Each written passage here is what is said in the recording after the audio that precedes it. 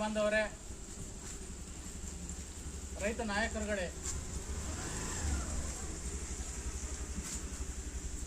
ಈ ಒಂದು ಹುಳಿಯಾರು ಗ್ರಾಮದಲ್ಲಿ ಏನು ಪಟ್ಟಣ ಪಂಚಾಯಿತಿ ಅಂತ ಏನಿದೆ, ಆ ಪಟ್ಟಣ ಪಂಚಾಯಿತಿಯ ವಿರುದ್ಧ 14 ದಿವಸದಿಂದ ಒಂದು ಬೃಹತ್ ಪ್ರತಿಭಟನೆಯನ್ನು ಮಾಡ್ತಿರ್ತಕ್ಕಂಥ ಕರ್ನಾಟಕ ರಾಜ್ಯದ ರೈತ ಸಂಘದ ರಾಜ್ಯಾಧ್ಯಕ್ಷರಾದಂಥ ಚಂದ್ರಣ್ಣರವರೇ, ಅವರ ಸಹೋದ್ಯೋಗಿಗಳಾದಂಥ ಕರಿಯಣ್ಣರವರೇ, ಈರಣ್ಣರವರೇ ಮತ್ತು ಎಲ್ಲ ಈ ಹುಳಿಯಾರು ಗ್ರಾಮದ ರೈತ ಮುಖಂಡರುಗಳೇ ಮತ್ತು ತಿಪ್ಪೂರು ತಾಲೂಕಿನಿಂದ ಆಗಮಿಸಿರ್ತಕ್ಕಂಥ ನಮ್ಮ ಲಕ್ಕಿಹಳ್ಳಿ ಶಿವಣ್ಣರವರೇ, ಚಿಕ್ಕನಾಯಕನಹಳ್ಳಿ ಶೆಟ್ಟಿಕೆರೆಯಿಂದ ಆಗಮಿಸಿರ್ತಕ್ಕಂಥ ನಿಂಗಪ್ಪರವರೇ ಮತ್ತು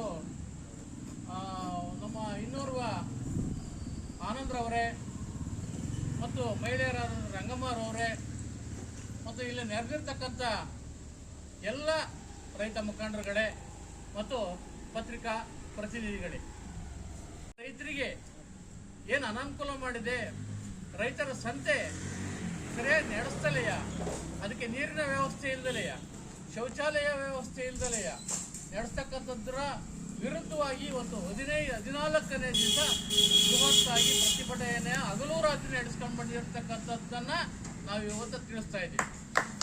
ಒಂದು ಕಡೆ 14ನೇ ದಿವಸ ಇವತ್ತು ಏನಿದೆ, ನಾವು ರಾಷ್ಟ್ರ ಮಟ್ಟದ ಭಾರತೀಯ ಕಿಸಾನ್ ಸಂಘದ ವತಿಯಿಂದ ನಾವು ಈ ಒಂದು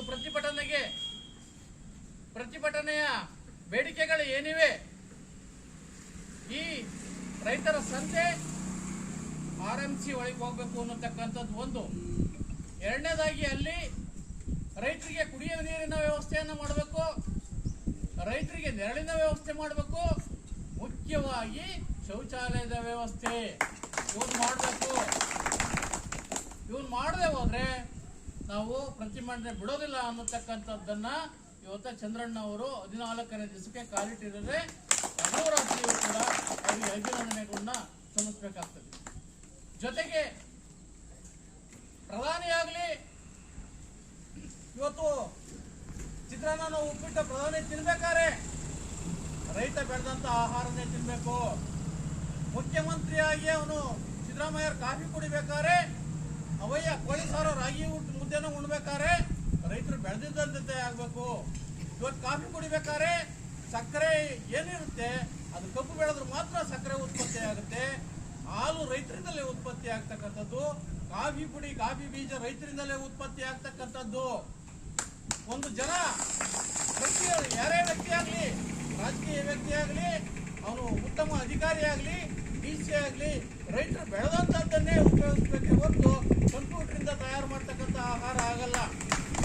ಅಂತ ಒಂದು ಸಂದರ್ಭದಲ್ಲಿ ರೈತ ಬೆಳೆದಂತವರಿಗೆ ಭಾರತದ ಬೆನ್ನೆಲುಬು ರೈತ ಅಂತ ಹೇಳ್ತಾರೆ, ನೇಗಿಲ ಯೋಗಿ ಅಂತ ಹೇಳ್ತಾರೆ. ಆದ್ರೆ ಅವನ ಬೆನ್ನು ಸುಡಂಗೆ, ಅವನಿಗೆ ನೀರಿಲ್ದಂಗೆ ಮತ್ತು ಅವನಿಗೆ ಶೌಚಾಲಯ ವ್ಯವಸ್ಥೆ ಇಲ್ದಂಗೆ ಮಾಡಿರತಕ್ಕಂಥ ಈ ಪಟ್ಟಣ ಪಂಚಾಯಿತಿಯ ವಿರುದ್ಧವಾಗಿ ನಾವು ಕಿಡಿಕಾರಕ್ಕೆ ಇಷ್ಟಪಡ್ತೇವೆ ಬಂಧುಗಳೇ. ಅದಕ್ಕೆ ಒಂದು ಧಿಕ್ಕಾರವನ್ನು ಹಾಕಕ್ಕೆ ಇಷ್ಟಪಡ್ತೇವೆ.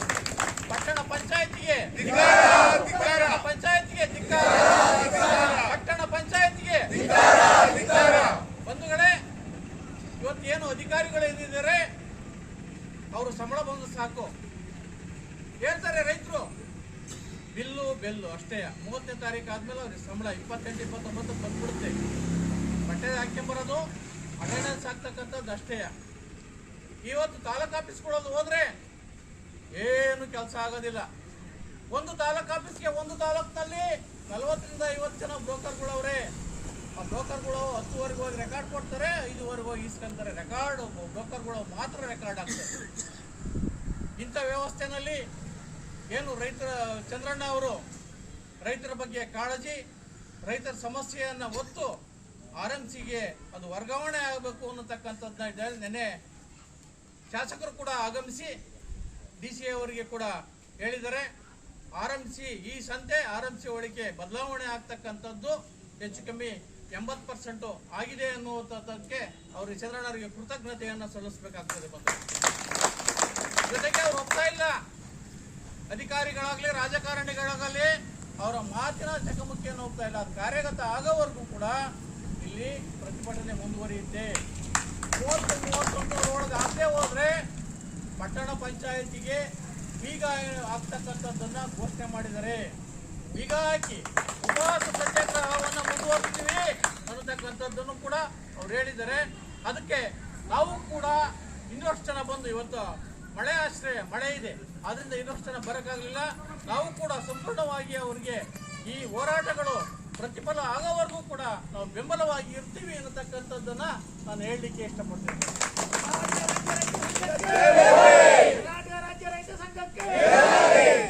ಆತ್ಮೀಯ ರೈತ ಬಾಂಧವರೇ, ಇವತ್ತು ರೈತರಿಗೆ ಬಗರುಕುಂ ಎಂಬತಕ್ಕಂಥದ್ದನ್ನ ಕಮಿಟಿ ಮಾಡಿದರೆ, ಬಗರುಕುಂ ಫಾರಂಗಳನ್ನ ಸರ್ಕಾರ ಬಿಟ್ಟಿದ್ದಾರೆ.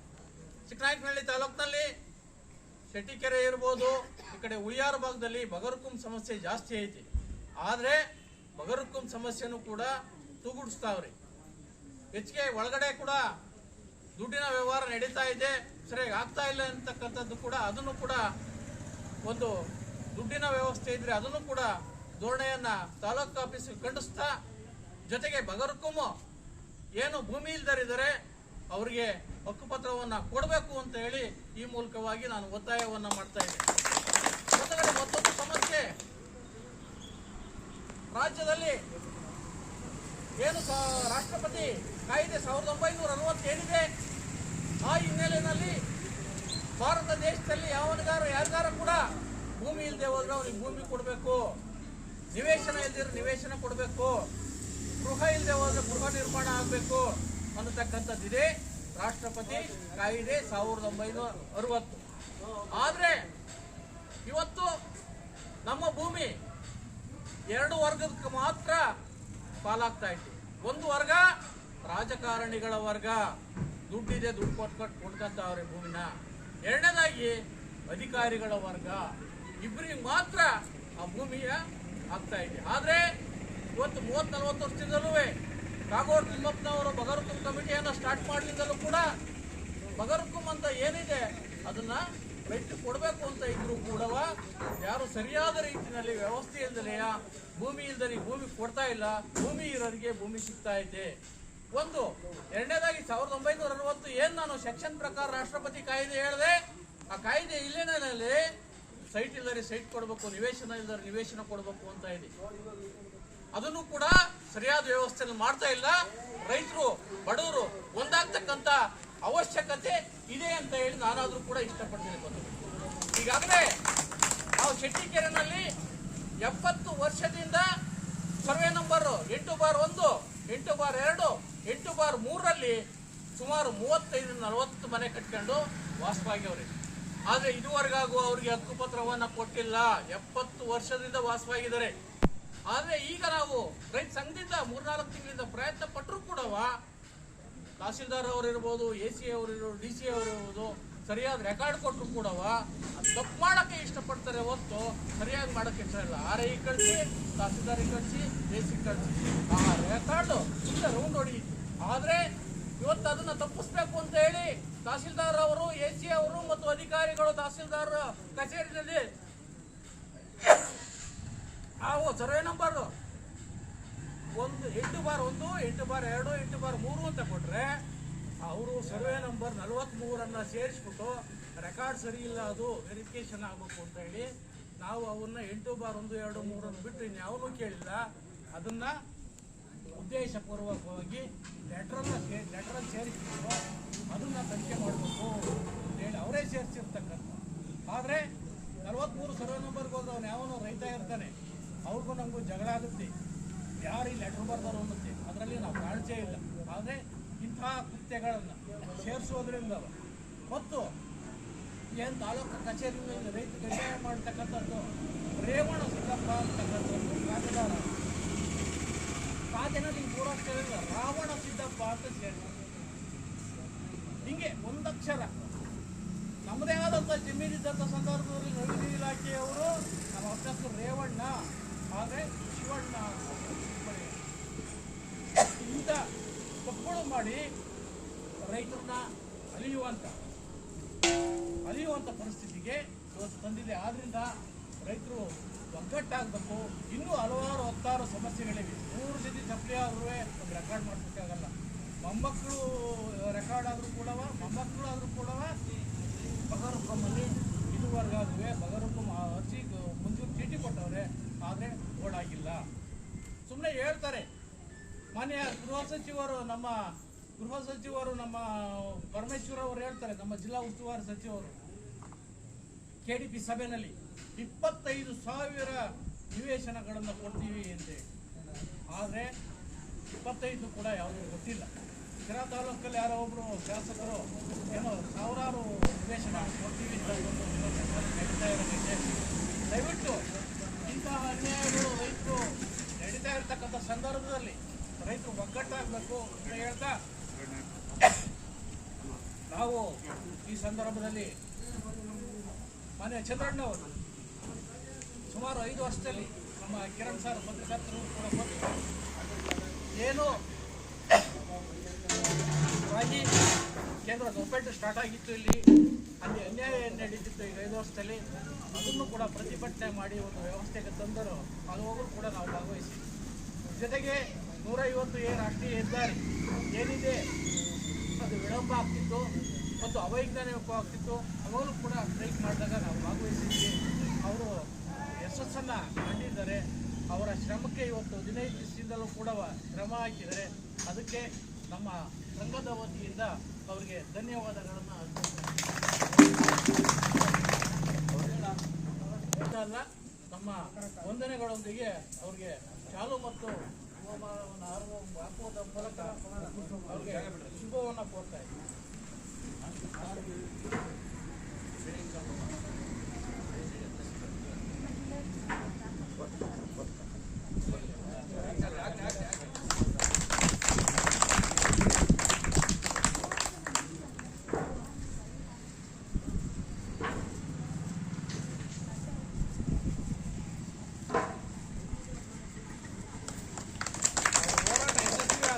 ಹೋರಾಟ ಮುಂದುವರಿಸಿ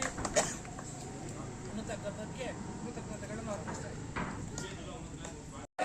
ಹಸಿರು ಸೇನೆಗೆ, ಪ್ರೊಫೆಸರ್ ನಂಜುಂಡಸ್ವಾಮಿ ಅವರಿಗೆ, BR ಅಂಬೇಡ್ಕರ್ ಅವರಿಗೆ, ಮಹಾತ್ಮ ಗಾಂಧಿ ಅವರಿಗೆ. ಬಂಧುಗಳೇ, ಇವತ್ತು ಕರ್ನಾಟಕ ರಾಜ್ಯ ರೈತ ಸಂಘ ಈ ಹುಳಿಯಾರು ಪಟ್ಟಣ ಪಂಚಾಯತಿ ಆವರಣದಲ್ಲಿ ಅಹೋರಾತ್ರಿ ಧರಣಿ ಕಾರ್ಯಕ್ರಮ ಇವತ್ತಿಗೆ 14ನೇ ದಿನ ಕಾಲಿಟ್ಟಿದೆ. ವಿಚಾರ ಈಗಿರ್ತಕ್ಕಂಥ ವಾರದ ಸಂತೆ ಮೈದಾನ ಕಿರಿದಾಗಿದೆ.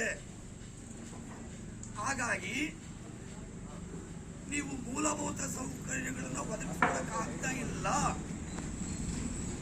ಆ ಮೂಲಭೂತ ಸೌಕರ್ಯಗಳನ್ನು ಒದಗಿಸಿಕೊಡೋವರೆಗೂ ನಾವು ಸುಂಕ ಕಟ್ಟೋದಿಲ್ಲ ಅನ್ನತಕ್ಕಂಥ ಒಂದು ಚಳವಳಿ.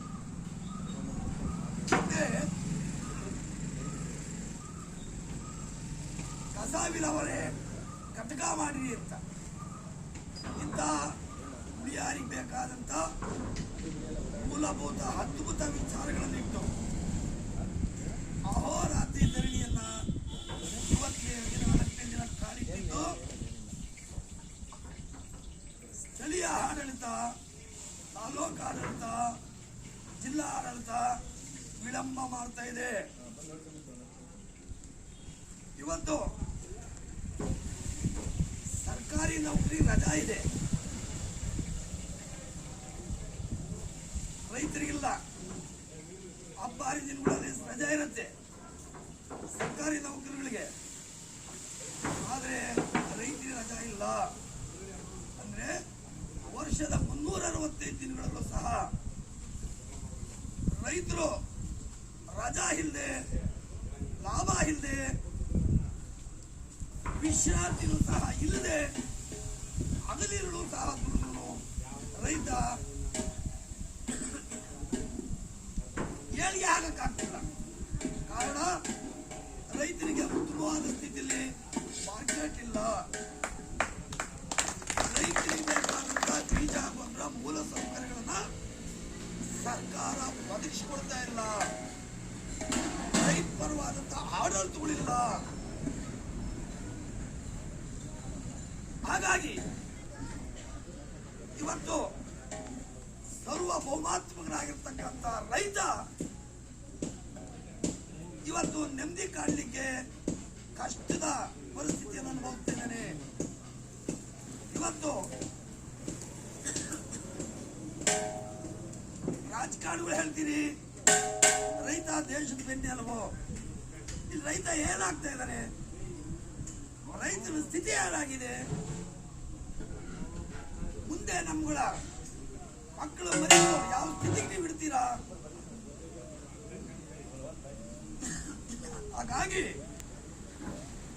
ಇವತ್ತು ಒಬ್ಬ ರಾಜಕಾರಣಿ, ಒಬ್ಬ ಸರ್ಕಾರಿ ನೌಕರ ಅವರು ನಮ್ಮ ಸೇವಕರೇ ಹೊರತು ನಾವು ಅವ್ರ ಗುಲಾಮರುಗಳಲ್ಲ. ಇವತ್ತು ನಾವು ಚಳವಳಿಯಲ್ಲಿ ನಾವಿಟ್ಟಂತಹ ಬೇಡಿಕೆ ಈಡೇರವರೆಗೂ ನಾವು ಈ ಸ್ಥಳ ಬಿಟ್ಟು ಕದಳಲ್ಲ. ಯಾವ ಪಾಲಿಸೆ ಬರೀ ಬೇಕಲ್ಲ.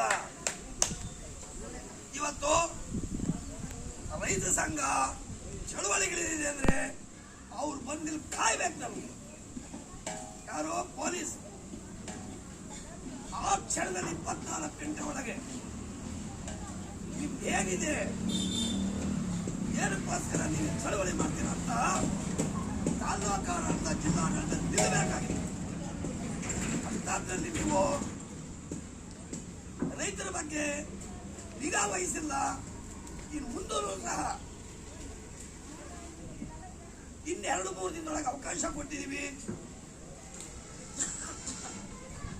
ಅಧಿಕಾರಿಗಳು ಬಂದು ನಾವಿಟ್ಟಿರ್ತಕ್ಕಂಥ ಬೇಡಿಕೆಗಳನ್ನ ಈಡೇರಿಸ್ತಾ ಇದ್ರೆ ಮುಂದಿನ ದಿನಗಳಲ್ಲಿ ಬಹಳ ದೊಡ್ಡ ಮಟ್ಟದ ಹೋರಾಟ ಹಿಡಿಬೇಕಾಗುತ್ತೆ. ಇವತ್ತು ರೈತರು ಎದುರಾಗಿದ್ದು ಉಳಿದಂತ ಸರ್ಕಾರಗಳು ನಿದೇಶದಲ್ಲಿ ಎಲ್ಲೂ ಇಲ್ಲ.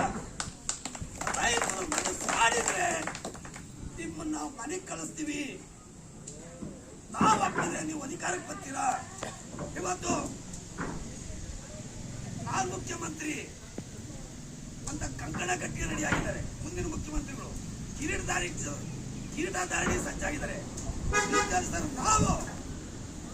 ನಾವು ಪ್ರಜಾಪ್ರಭುಗಳು, ನೀವು ಮತಭಿಕ್ಷಕರು. ಇವತ್ತು ಮತಭಿಕ್ಷೆಯನ್ನು ಮಾಡಿ ನೀವು ಅಧಿಕಾರಕ್ಕೆ ಬಂದಿದ್ದೀರಾ. ನೀವು ನಮ್ಮನ್ನ ಮರ್ತಿದ್ದೀರಾ. ಮುಂದಿನ ದಿನಗಳಲ್ಲಿ ಅದೇ ಮತಭಿಕ್ಷೆ ನೀವು ಬರಬೇಕಾಗುತ್ತೆ. ಅಂತ ದಿನಗಳಲ್ಲಿ ನಿಮ್ಗೆ ಪಾಠ ಕಳಿಸ್ತಕ್ಕಂಥ ದಿನಗಳು ಇವೆ. ನಾವು ಕಲಿಸ್ತೀವಿ ಅನ್ನತಕ್ಕಂಥ ಮಾತನ್ನ ಹೇಳೋದ್ರ ಮುಖಾಂತರ ಇನ್ನು 1-2 ದಿನದೊಳಗೆ ತಾಲೂಕು ಮತ್ತು ಜಿಲ್ಲಾಡಳಿತ ಎಚ್ಚೆತ್ತು ನಮ್ಮ ಬೇಡಿಕೆಗಳು ಈಡೇರಿಸ್ತಾ ಇದ್ರೆ ನಾನು ಇವತ್ತು ಬಾಯಲ್ಲಿ ಹೇಳಲ್ಲ, ಇಡೀ ಸರ್ಕಾರವನ್ನು ನಡಗಿಸ್ತಕ್ಕಂಥ ಕಾರ್ಯವೈಖರಿಗೆ ರೈತ ಸಂಘ ಸಜ್ಜಾಗಲಿದೆ ಅಂತ ಹೇಳ್ತಾ, ಮತ್ತೆ ತುರುವೇಕೆರೆ ನಮ್ಮ ಭೋಜರಾಜವರು